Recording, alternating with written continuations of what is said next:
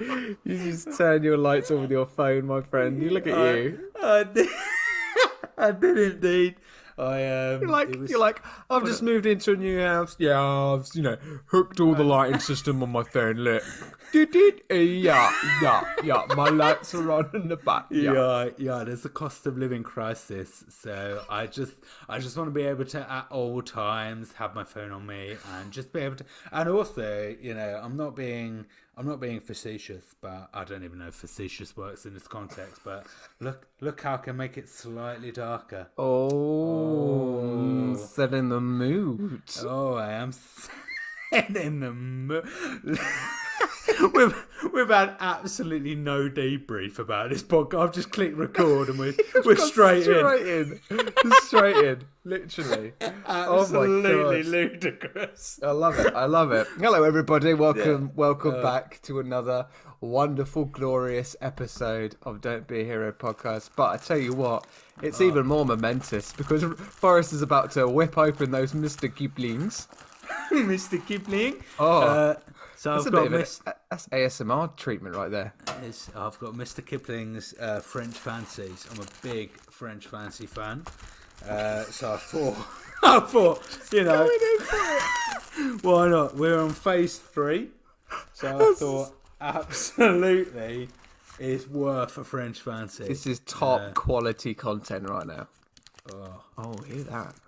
I don't even know if I haven't even checked settings. I don't. No, you might not be able to hear anything right now. No, it's true. We're just. Yeah, no, I'm alright. Oh wait, no. Oh my god. Oh my god. He's going straight in. Oh my Christ! I went for far too much, far too quickly there, bud. Oh, that's a really good drawing, sweetheart. Well done. Do you want to show Forrest? Oh, hello. Get into the camera. There you go. Look, wow. That looks that. It's called Death on the Nile. That's what it is. Looks murderous. Honestly, that is quite haunting, sweetheart. So there's a person called Jackson Pollock who makes perfectly lovely art. Amazing. Well done. Hey, look at that. Oh, what else is she showing? Oh, hello. Oh, that is a part. Oh, hello. We've genuinely got something nice here. Isn't that the map? Not that the last wasn't, but isn't that the map from the book Christmas Postman? Yeah, it is. Wow, Christmas Postman. That is a bit of a book there, isn't it? Yeah, it is. Oh, check that out. Oh, you want to get she? I like this. She knows when I'm podding now. Oh yeah, she knows. Hello. How are you? Good. What are you up to this week? Anything special? We're getting better at the answers. We are. Yeah. So it's just certain moments. Who's your favourite interior designer? Any answer?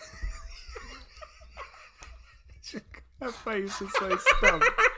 Oh, what are you doing? What ridiculous question is that?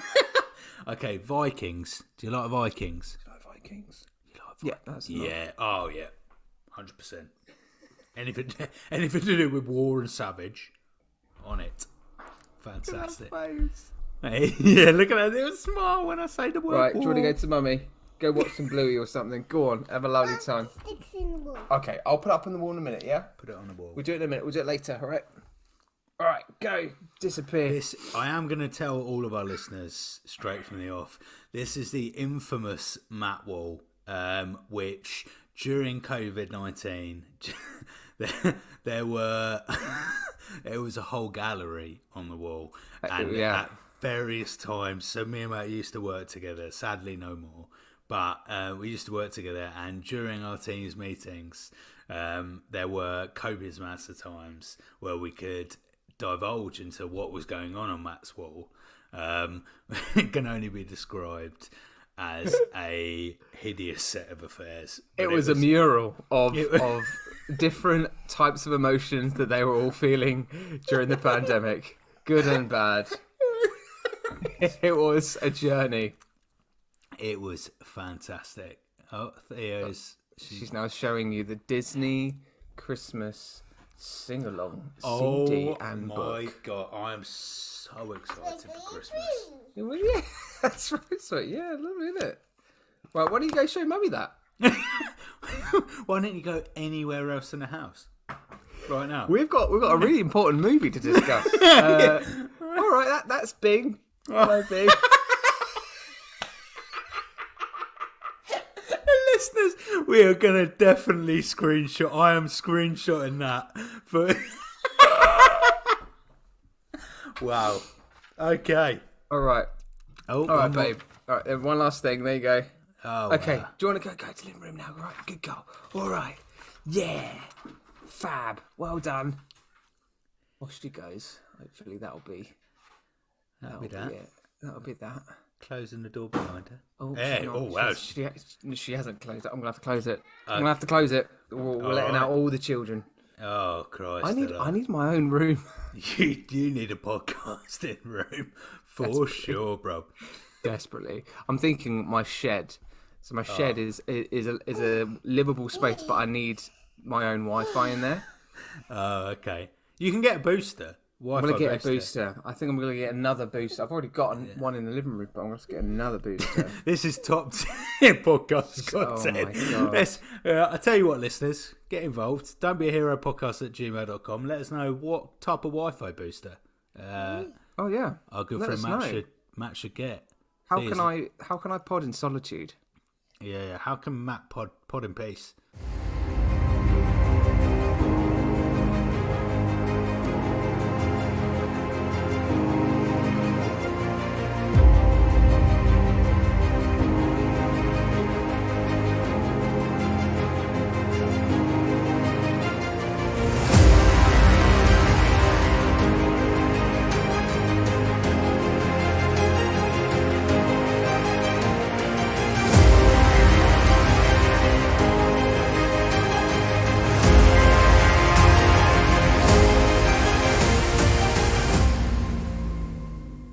So this week we are reviewing Captain America: Civil War. I can't believe this is it. I can't believe we're at Phase 3. I know. We're here. It's mad, and we have got so much to talk about because this film is. I mean, let's straight off the bat talk about how long this film is. It's epic. It's like Lord of the Rings long. Yeah, it is. And I've got to admit, there is definitely 20 to 30 minutes that they could have got rid of. There 100%. are 20 to 30 minutes of footage which absolutely did not need to be in there. I'm trying to think. We didn't need to see the Iron Patriot go through a little, piece of surgery. Did you just hear that audible sigh? Theo, here's my dad talking about Marvel again. Oh God, was that boring for you? Oh wow! Wow! Do my homework. Okay. Oh wow! And we got the other one. We got the other one as well. This is. An earlier podcast was an adventurous... This was, as much as I was thinking, yeah, they'll just be in the room, they'll be busy for an hour, and then I can do the whole... This hasn't worked. This plan has not worked. Right. I'm going to put myself on mute, and we're going to cut this bit, because this is going to be a bit boring. I'm going to pause. Right. Okay. Here we go. We're trial free, mate. We're trial free. We're ready to go. I think we are. I don't know how long it will last, but I think we are. So, I just realised that we were talking about movie length, but I haven't done the synopsis. Oh, let's hear it. Let's go. So, here we go. Political pressure mounts to install a system of accountability when the actions of the Avengers lead to collateral damage. The new status quo deeply divides members of the team. Captain America believes superheroes should remain free to defend humanity without government interference. Iron Man sharply disagrees and supports oversight. As the debate escalates into an all-out feud, Black Widow and Hawkeye must pick a side. That's a lot, isn't it? I think it just goes to show how much content, film content, whatever story there is in this. Yeah. Because it's beefy. It's a beefy 2.5 hours, and I think straight from the off, I'm gonna say it, Matt. I'm gonna say it. Controversial or not, too much. Oh God, how do I feel about this? It's a really, really good movie, but I'm kind of with you on that. There is just the I think it's the last act again, kind of just. It's just too long. It's too long. It can shave 20 minutes. Could would you be so kind as to allow me to be super controversial? Go for it. Yeah. I think Bucky's storyline should have ended at the end of Winter Soldier. I don't think there was enough of a reason, apart from the fact all we get from this film in additional information is that there were more Winter Soldiers, right? Which could have piped up without having Bucky in this movie, or without having Bucky in this movie to a massive extent. I think this movie becomes too beefy because we get far too much of Bucky and not enough of Tony Stark and Steve Rogers.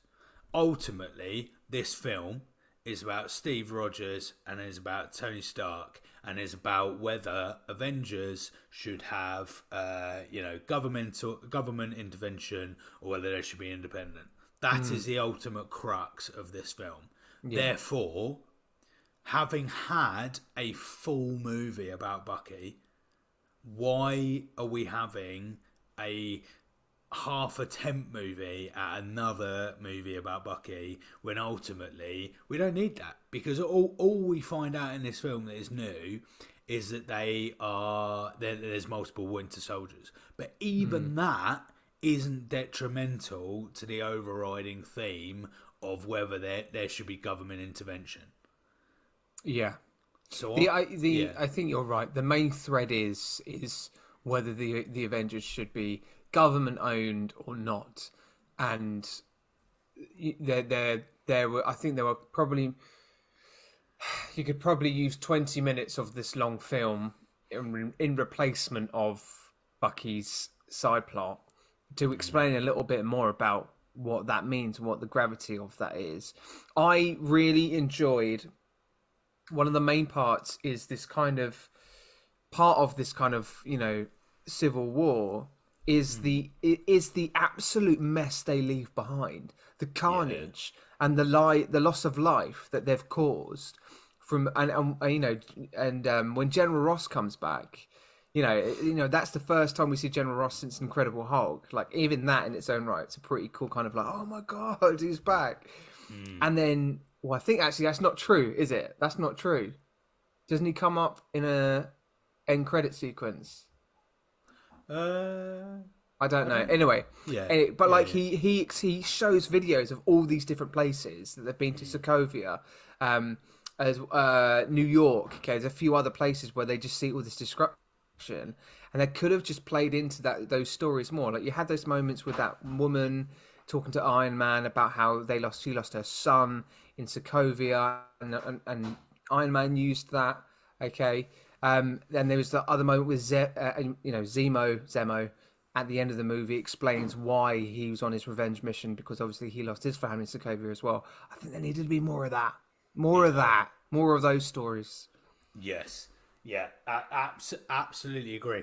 I think fundamentally, when General Ross first gets, first gets in this film, there isn't enough of a big deal for me that this is General Ross. We haven't seen this fucking guy for 2 phases, and Yeah. he's suddenly come back, and there is nowhere near the amount of show and tell about that. Like, we're not until later on in the film where Tony starts to call it, calls him General Ross quite a few times, and we kind of get that understanding. But actually, when we initially meet him and he's showing all these places that the Avengers have been to and caused a mass destruction, we don't get enough of that. Like, this is huge.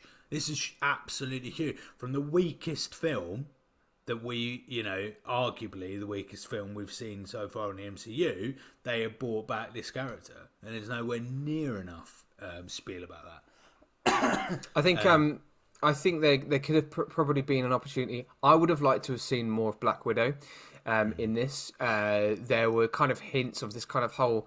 She couldn't decide. She was sitting on the fence the whole time. She either chose one side and then changed her mind towards the end. And this kind of there was, I think, I can't remember whose line this was, but talking about kind of being a double agent against all of this.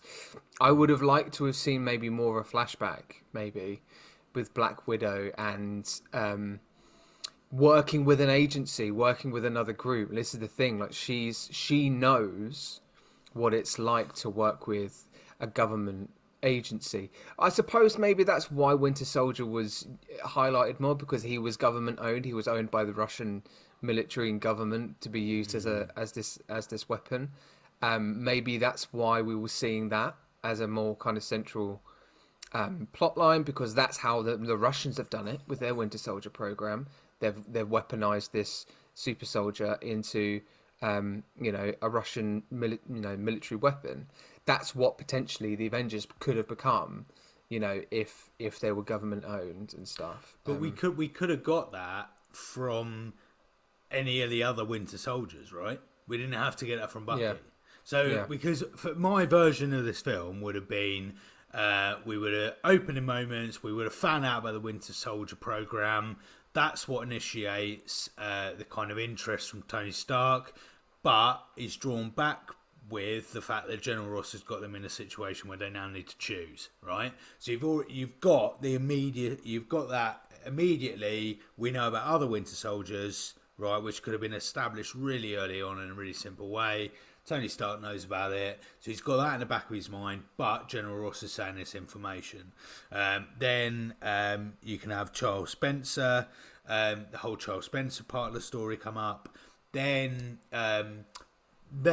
after the initial kind of feud between Tony Stark and Captain America, they're not agreeing, blah blah blah blah blah. Then the fight, that massive fight scene in which Spider-Man appears much later on in the film, it can be established alternatively through Bucky by Captain America. We already know Captain America knew about Tony Stark's parents in relation to Bucky Barnes. So Captain America could have absolutely provided that information in another way.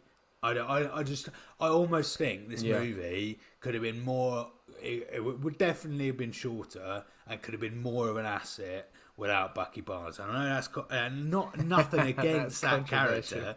It's definitely that, but it's nothing against Bucky Barnes. I just feel like he already had his moment in Winter Soldier, and ultimately, until now, and I'm talking about now in terms of 2022, when we know what's around the corner for Bucky Barnes. But after this film, there was nothing to worry about in terms of Bucky Barnes for quite a while. So I'm with you on that, and I agree with you.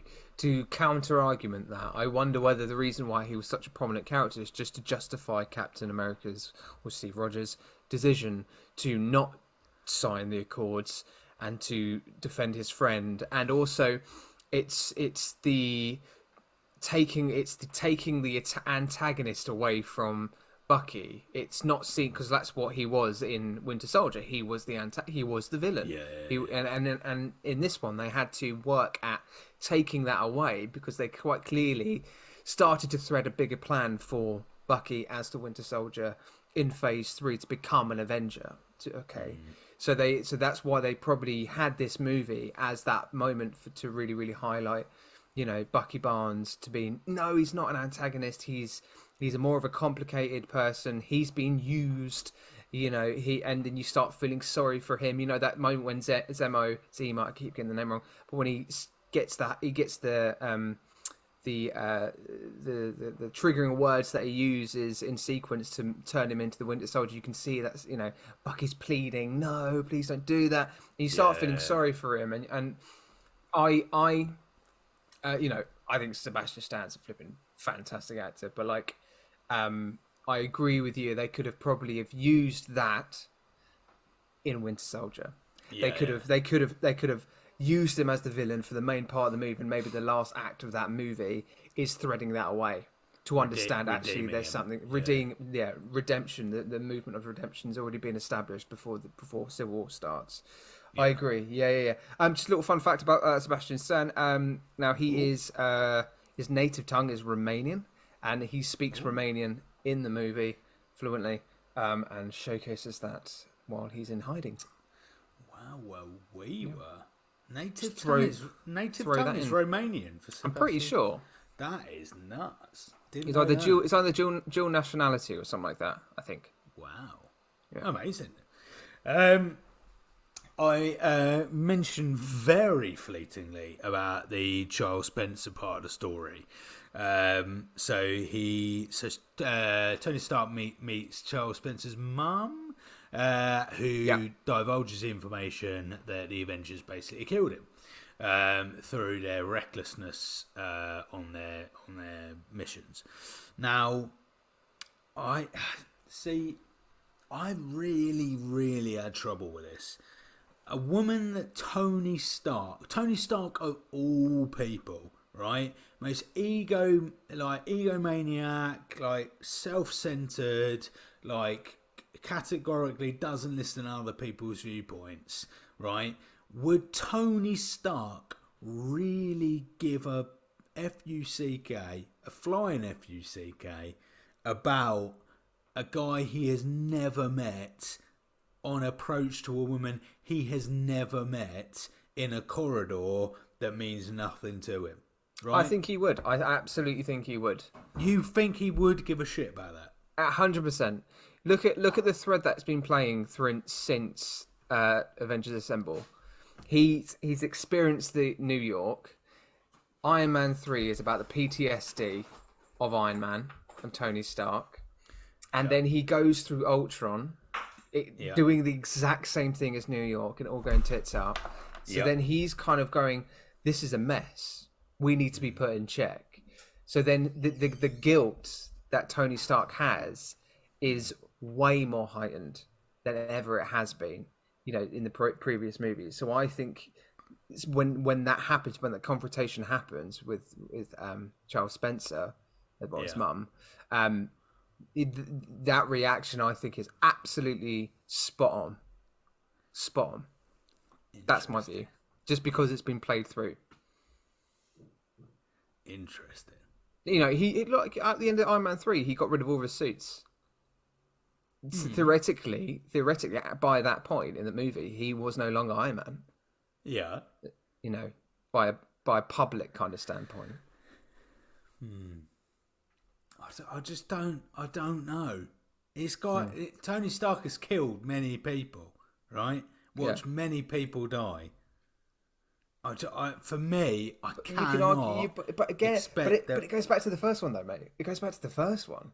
See, the moment he gets blown up by his own weapon, he sees that his weapon is now in the hands of terrorists. He decommissions it. He goes, no more. We're stopping production. That's it.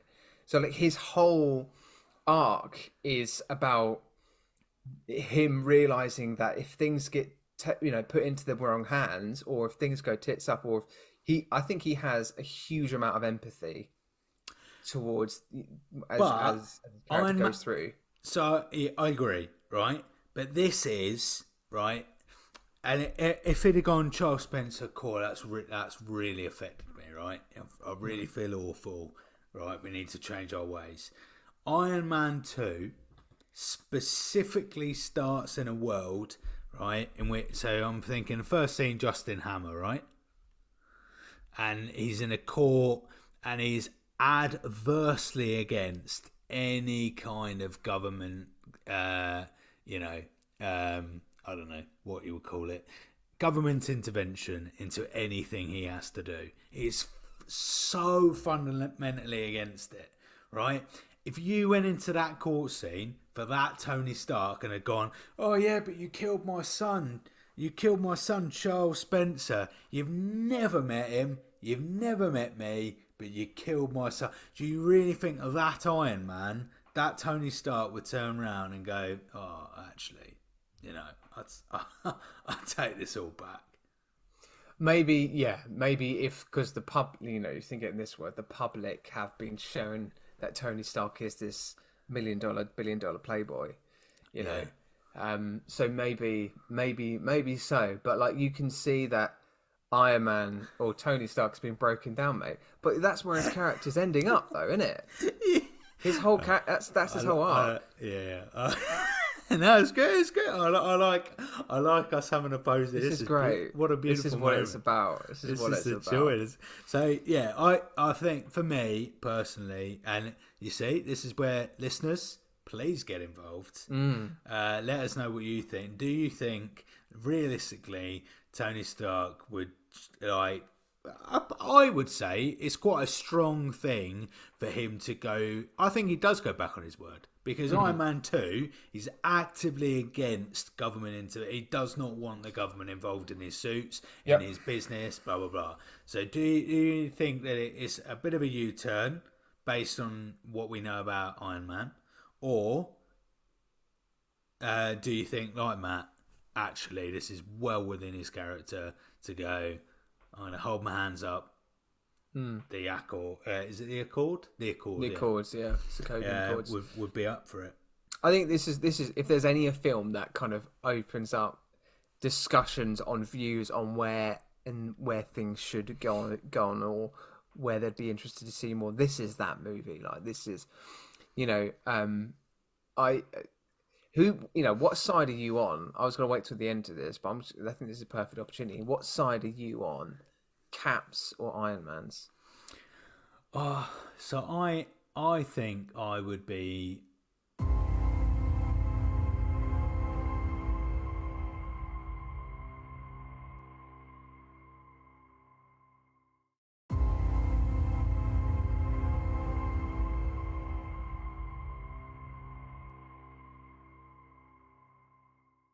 I'd be on Caps. I think essentially governments will come, they will go.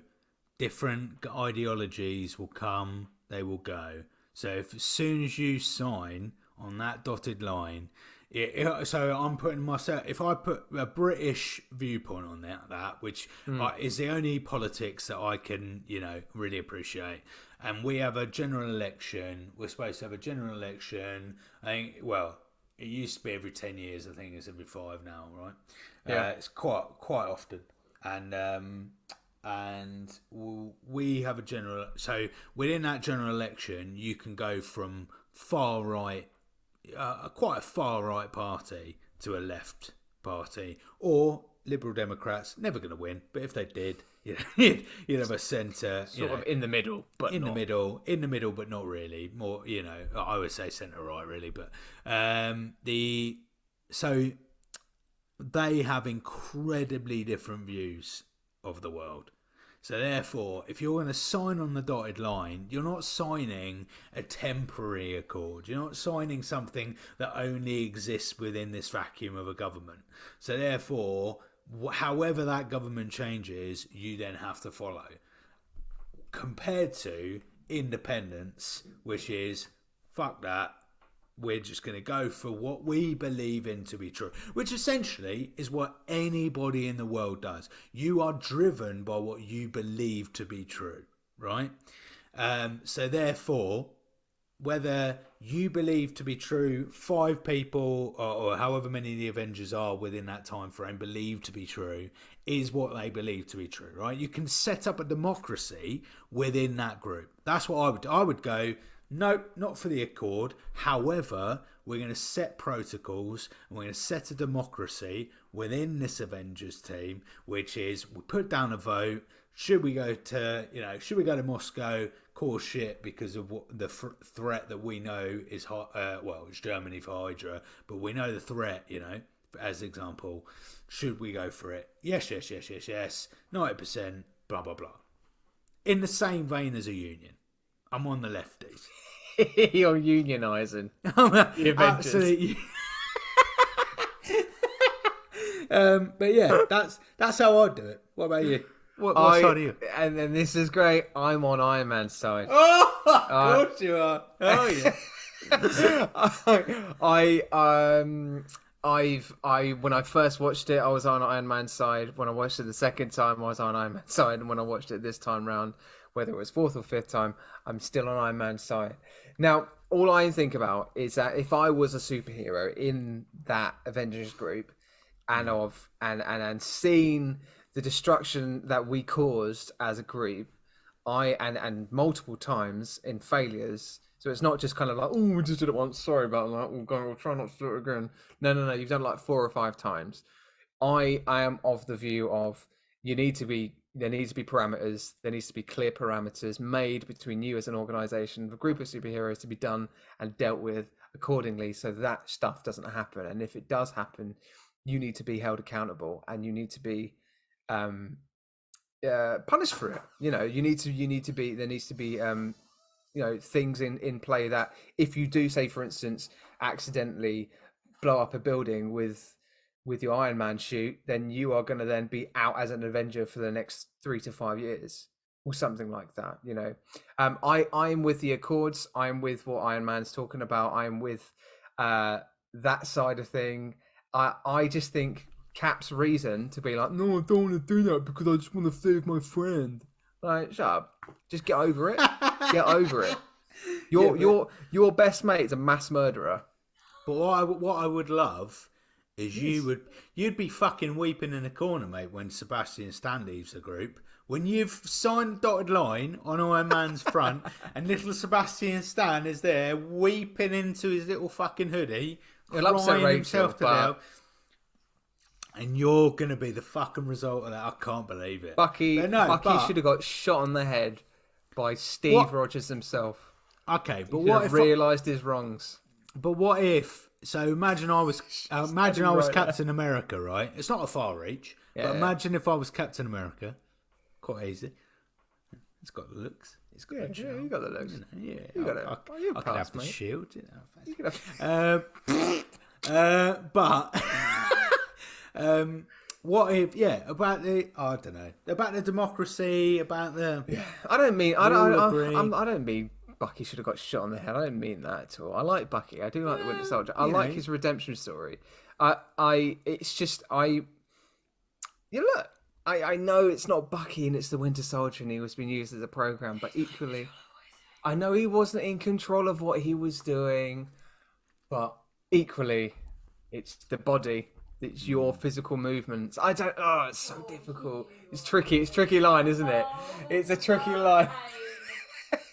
I think Rach. Maybe he should just have a bit of time out. I don't know. He just maybe just needs a bit of a time out. You can't have a time out. You're either signing it or you're not, mate. You're not... But that's why I really enjoyed Winter Soldier and Falcon. Oh, mate, me and you are. I love this podcast with there are arguments flickering. We are Iron Man and Cap. That's what's happening here. We are. You're Tony Stark. I'm a bit of Steve Rogers, mate. It's happening. We are. I think so. But do you see my point? I see your point 100% as well. Like, I can see you. I can see your point. It might be wrong, but I can see your point. I can, if someone showed it to me on a PowerPoint, I'd be like, that's wrong. But it's there. I can see it. Yes, Black Widow. Yep. Completely agree with what you said about Black Widow. There's nowhere near enough of Black Widow in this film, and really, like, quite sadly, it feels like a bit of an afterthought. Where it's kind of like, massively not. Just think of it in this way: that in terms of this movie, it is effectively an Avengers movie, but in this Avengers movie, there is only 2 female Avengers. get Wanda, you got Black Widow on opposing sides. Yeah. And it's like they needed more. They needed. I don't know what. The good old Gwyneth Paltrow.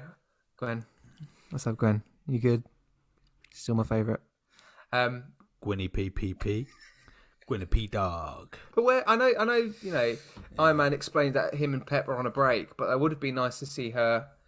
Like, imagine if they were on a break, right? They've kind of broken up, and she was on Cap's side. Oh. And she suited up. Like, do you imagine? Imagine? Could you imagine that? I'd be well up for that. She like turns up in the airport and just sucker punches Tony, and goes, "Get a grip." Yes. That would be great. I'd be fully on board. I'll be all over that. Just a little cameo. There you go. Sorted. But there needed to be more representation and more story, particular with Black Widow. Yeah. Yeah. Let's talk about Wakanda. Yes. Let's talk about our first steps into Wakanda. What do you think? I thought the storytelling of that was great. I thought maybe, again, they could have had a little bit more backstory, but I think they're kind of trying to keep Wakanda as a place anonymous, as what's going to come in the movie and what you're going to be expecting. Obviously, you get a little tease of it as well in an end credit sequence. I thought it was great. I thought the introduction for Chadwick Boseman as well, it was amazing. I thought T'Challa, I mean, it's just he's just so good, and he was so good as his role. And the whole revenge story is implanted immediately, and you're on board. Amazing, absolutely amazing. Like, the story of Black Panther is amazing, and kind of like he's avenging his father is really cool. Like that, like my way into the Avengers is by having my own avenge story. But that's T'Challa and Tony Stark kind of having this "I'm avenging my parents" situation. I know Tony Stark's wasn't until the last act, but there was kind of this parallel of, are they going to get the redemption that they seek? And they don't, in terms of killing, but they seek it through different means, and I, in terms of where their characters go, you can see where that's gonna go.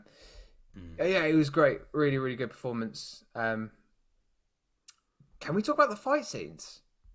Yeah, we can talk about it. Of course, we can talk about it. Just because, again, the Russo brothers just smashed it, mate. Just absolutely smashed it out of the park in terms of all these kind of fight sequences, the hand-to-hand combat bits as well. I think the Captain America and Iron Man fight with Bucky as well in Winter Soldier in that bit, that kind of that three-way hand fight. There's that really wonderful wide shot that they have, and they're just punching the living daylights out of each other, and there's this wonderful sequence of just movements like a pow, pow, pow, pow, and it's just so pleasing to the eye. It's amazing. And equally, like, one of my favorite fight scenes in the whole MCU is the airplane fight. Is the airport fight between. It's so good. I think it's iconic.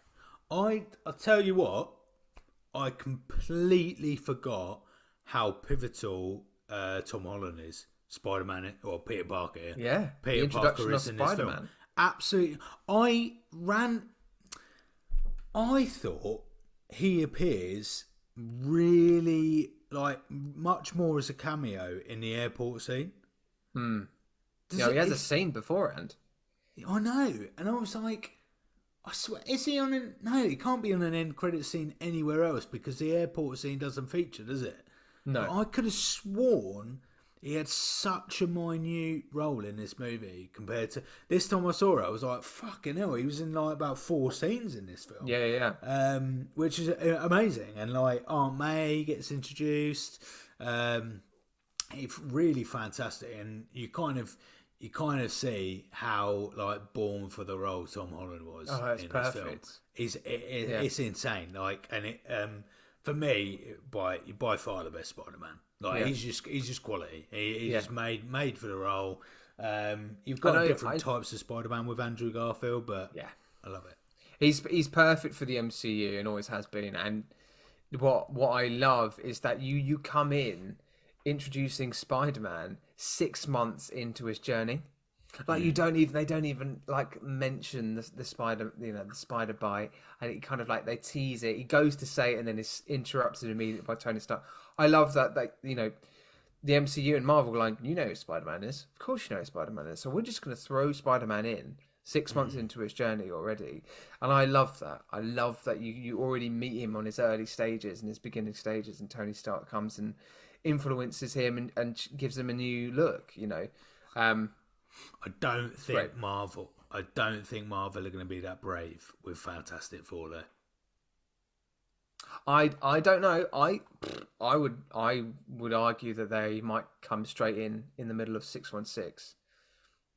Do you reckon? They'll either come in 616. Okay, so I think they'll either go introduce new characters and have an origin story in 616, or we'll meet them post Multiverse of Madness in John Krasinski's. Okay. Have they been, it hasn't been cast, has it? Has the cast been announced? Don't think it had. No. Pretty sure it hasn't. No. But that's what I'd like to think. I'd like to think that we can just be thrown into it because, again, you know Fantastic Four. If you're watching MCU movies by now, you know Fantastic Four, right? Maybe not. I don't know. But this. Yeah, go on. Have we had an origin film? The problem is we're doing this years back, but 2022. What's the last actual origin film we had? Deadpool. In when Civil War was on. No, from now. Yeah. The last actual origin film we had would have been Deadpool, right? Origin film. Say Captain Marvel, no? No. That's an origin Captain Marvel's phase. Is this phase, isn't she? No. Yeah, no, you're right. She is. Yeah. Yeah. Phase 3. Phase 4. Well, you got Miss Marvel, but they're all the origins have been. Oh yeah, and also I'm saying Deadpool, but Deadpool's not MCU at this point, is he? Not at that point, but it's now. Yeah. So okay, because basically what I'm getting at is it's been a long Matt, we know the last fucking origin film, mate. We were bored to tears by it. Oh, Eternals. What are we being so stupid for? It was the most forgot about that. Boring film ever. So yes, actually, I agree with you. They're not going to touch a fucking origin film after that, are they? They'll probably fail if they do it as a movie. They'll just have to do origin stories as Disney Plus series. They clearly are working. It worked with Miss Marvel, so it worked with Moon Knight. Oh my bloody hell, Moon Knight! When we get to talk about Moon Knight, I'm gonna be so excited. It just needs to be more Moon Knight. I don't know why they haven't announced anything. I can't wait. I need to watch. I'm going to watch it with you, mate. Anyway, sorry, we digress. So Tom Holland, Spider-Man, Peter Parker, fantastic. Love that. I loved Ant-Man's inclusion in this film. Yep. I thought that was incredible. Really well worked out. I'll put a note that said, with that many superheroes, it was weird to not have Hulk. Yes. He kind of feels very much and like Thor, the left one out. Yeah. And Thor's. Although at this point they're off planet. Yeah. So at this point, not so much about Thor because he's kind of out of the picture and he's got his own. True that. Hulk's in the Quinjet, isn't he? Still probably in space at that time. Oh yeah, very much so. Yeah, that's true. That is true. Yeah, all right. Actually, speaking of which, what side do you think the Hulk and Thor would be on? Oh, great question, Matthew. I reckon. Well, they allude to Hulk's position in the film, don't they? They do a little bit, don't they? Is it Black Widow has a conversation with Tony, where I think they kind of allude to the fact that Hulk would be on Captain America's side, right? Yeah. He wouldn't want government into that. Yeah. And I suppose I've got. I think if I was a Marvel, if I was a writer, he would have to be because if you look at the parallels between Tony Stark and Bruce Banner, both scientists, they would have to have opposing views, because then that makes the argument stronger and the kind of So yeah, I'll probably agree. I think Bruce would be no government intervention, please. Yeah, I agree. Especially because that government intervention has come from General Ross. And exactly. We all know the backstory, so yeah, he definitely wouldn't be for it. Yeah. However, in terms of Thor,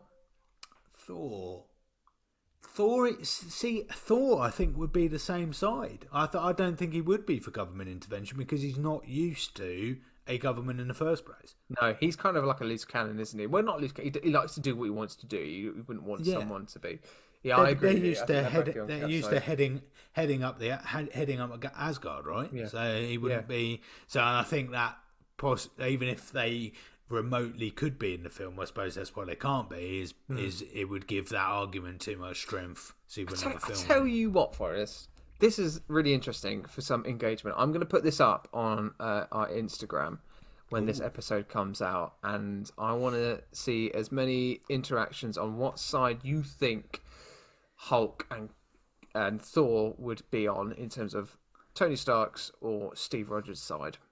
I want to see that, guys. So make sure you interact on our Instagram post. Okay, that's cool. Beautiful. That's cool. I was going to say, can we talk about Vision and Wanda? We can talk about Vision in terms of their kind of their roles, what they kind of were, and like I really enjoyed seeing more of Vision and him trying to understand what the Infinity Stone. Obviously, he doesn't know what that is and what the power he has, and trying to understand it. Do you know what I kind of wish I saw more? I know we got a glimpse of it, of when he fired out that beam out towards Falcon dodges, and then it hits Rhodey, and on that impact when Rhodes hits the ground, I cringe every time when I watch it. I know it's coming, but it's just that thud. Yeah. That you go, oh my god, oh my god. He sort of understands the impact of his actions, but like he's sort of grasping how powerful he is. I would have liked to have seen more of that.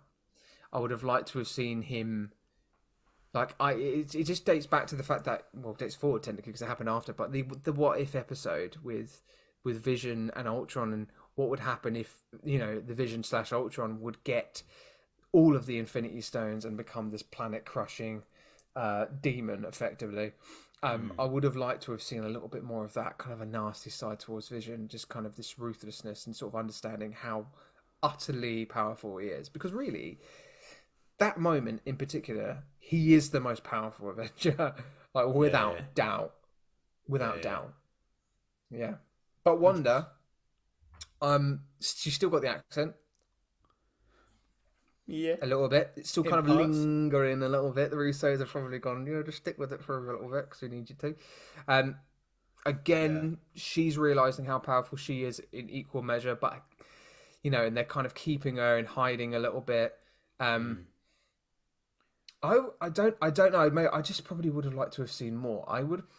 If there was one flashback we probably should have seen, is, you know, that flashback in WandaVision where you see her underneath the rubble and she sees that Tony Stark Industries rocket that's before it blows up her house. Yeah. Like, that's the flashback I think we probably should have had in Civil War, just to understand where she's coming from a little bit more, get a little bit more depth into her character.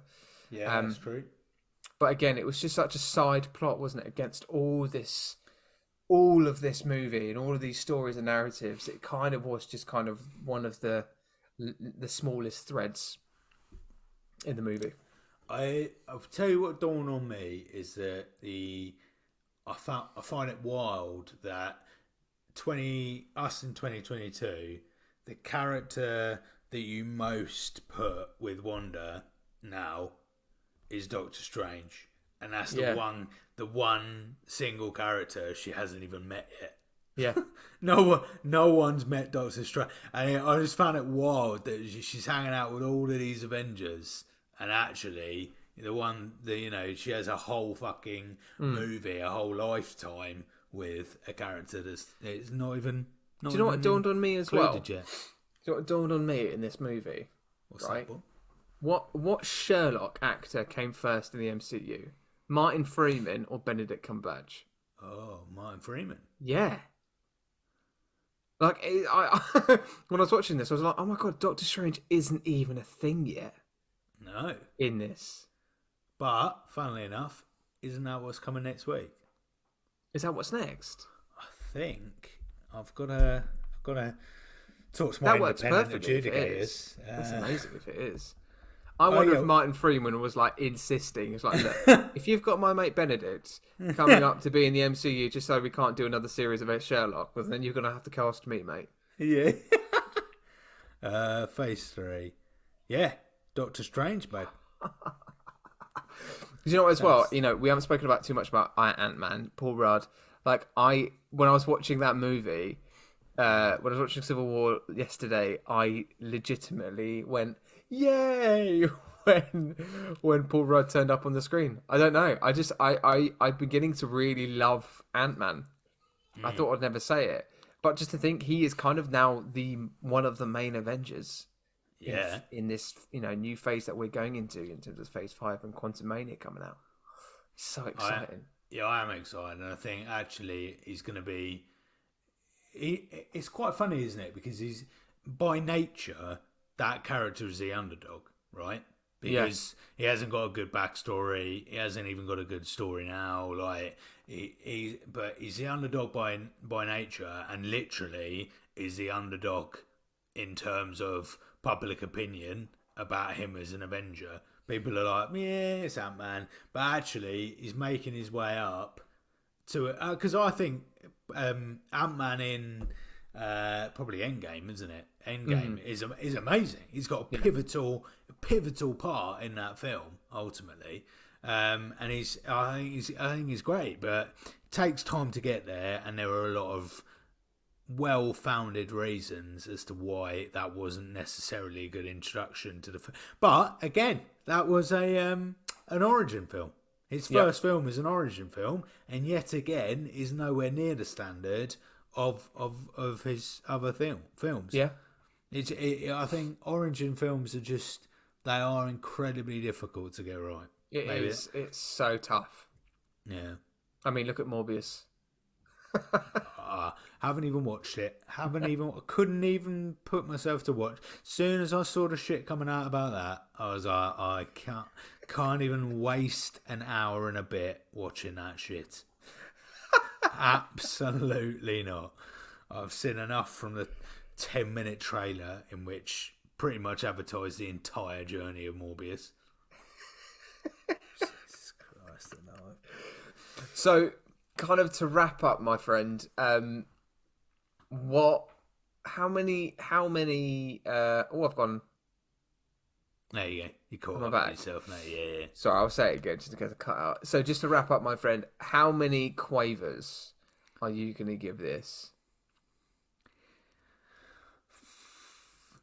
I'm going to be so controversial. The heat I'm about to receive about this. So this film, I'm giving half a bag of quavers. That is harsh. I honestly, for me, too fucking much. Too much Bucky Barnes when there didn't need to be. You've, I think the Black Panther stuff, I cannot understate how incredibly well introduced they are. Those characters are, right? Amazing. Amazing action scenes. Amazing premise of the film. The whole idea that these are two opposing views, very realistic, like just incredible. However, there is all of the, probably about 90% of the Bucky Barnes scenes in this film are unnecessary. Most of it was done in Civil War and could have just been added to Civil War to make this not Civil War. This is Civil War. Winter Soldier, to make this a lot less of a chore in various places. I think I haven't said much about the Iron Patriot, but I think he was shoehorned quite a lot into this film, unnecessary again. I don't. Winter Soldier for me was an absolute another level, whereas this, for personally, takes it down a notch. I'm completely the other way. Completely the other way. Now, so you're half a bag. Okay, I'm gonna give this a solid 3/4. Like almost at the top, but not quite, because it is too long. It is. There's no denying that it is too long. Now, I think the Russos managed to effectively hold a compelling narrative with multiple characters, with multiple stories and layers that need to be kind of explored and deepened in this film. I think the fight scenes are astounding.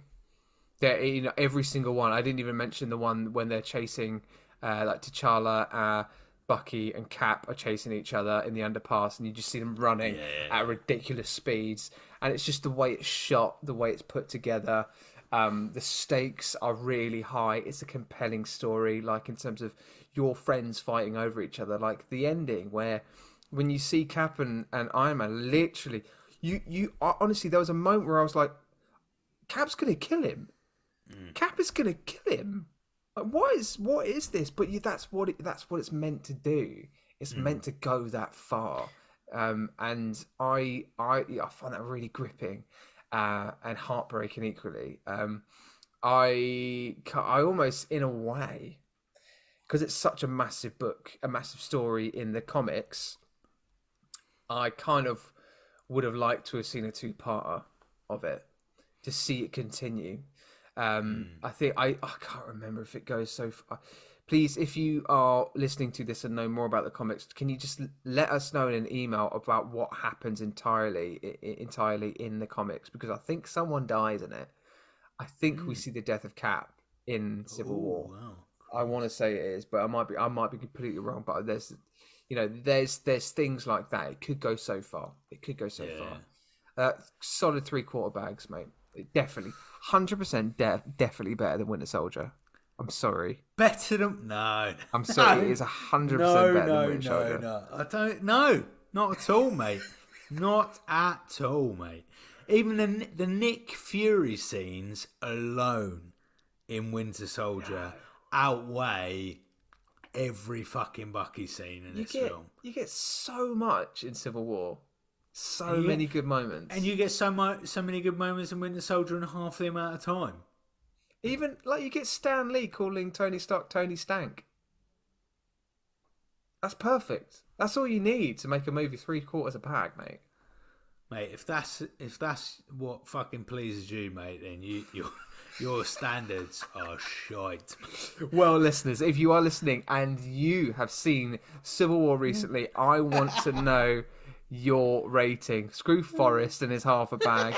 All right, I want you to raise him. Okay? I'm going to be cancelled by the end of this podcast. I'm finding a new host, mate. You're done.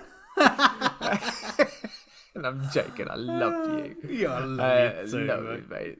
Could do with anyone else. But yes, let's honestly send us an email. This was such a good chat. This is I was really looking forward to this one in particular when we started doing this, mate. So let us know, listeners, your thoughts on Captain America Civil War. Okay, email us on don'tbeaheropodcast@gmail.com. Please email, because genuinely we want to hear from you. We've gained some awesome followers as well on social media today, yesterday, and day before. So all big shout out to everybody that has connected with us and all the other podcasts out there as well. I think we might just start doing some shout outs as well. Should I just choose 100%. A couple of people? Should I choose a couple of people to shout out? Choose a couple of people. Why not? Let's do little shout outs. I'm going to do it. I'm going to do it. Absolutely. I'm just going to scroll down. I just want to shout out to my alcoholic cousin Pete. No, I'm joking. I'm joking. He's not my cousin. Joking. I'm only joking, Pete. Oh, you shot. Yeah. Right, I want to give a shout out to Lights Camera Rant. Thank you so much for connecting with us. Aaron Movies 8587. Thank you for following us. Axel Rated Movies Reviews. That was really long for me to say in one breath. Thank you very much. We've got Movie Dumps. Thank you so much for following us. Big shout out to you. Good Times, Bad Times Pod. Give them a listen as well. They are great. Drink of Thrones, Game of Thrones podcast. Drink right there, of people. Thrones. So good. I've Get got on to it. listen to that myself. Get on Jesus. it. Okay. Love it. And yeah, thank you so much for you guys. We'll do some more shout outs as well each week. I think maybe throughout Phase 3 to people, and maybe just a couple like highlights of, the little community that we're kind of building. Instead of talking about shitty fan fiction, let's use the tail end of our episodes all about the community now. Yes. Although to be fair, I do miss the fan fiction. And I might shoehorn it in a little bit. Yeah, you got to shoehorn it in. We've got Doctor. So next week is Doctor Strange, which will be exciting. Brand new Avenger. So we'll bring Doctor Strange into it, which probably means we get to meet Mr. Wong. Yes. Oh my God. Yeah. Who is proving to be an amazing character in She-Hulk. Wow. Yeah. I fucking love Wong. I can't wait. He's amazing. I'm too excited. So yeah, next week we'll see you there live. Amazing. Thanks so much for listening, peeps. Thank you for listening as per flipping usual. Oh yeah, giggity. See you on the other side. Bye, everyone. I'm gonna sing you out.